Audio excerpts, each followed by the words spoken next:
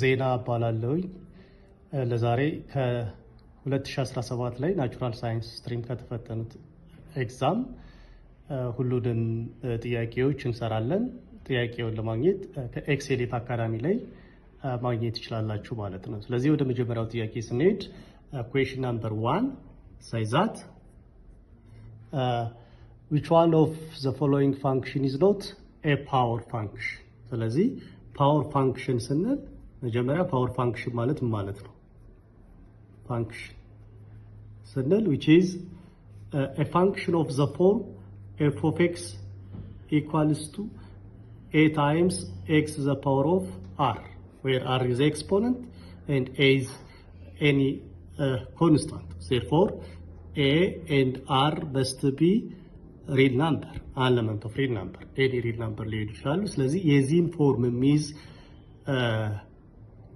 ፋንክሽን ከሆነ ፓወር ፋንክሽን እንለዋለን ማለት ነው። ስለዚህ ከዚህ ቾይስ ስናይ a x the power of negative 3/5 ነው የሚላል which is power function። a አንድ ነች፣ r negative 3/5 ስለሆነ which is true ነው።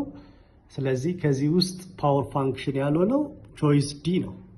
ቾይስ d ነው። So choice D የሚለን f of x which is equals to square root of 3 the power of x over 2. So which is exponential function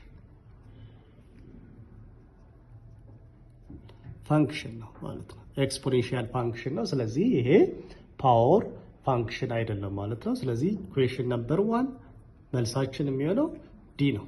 D the answer is D ይሆናል።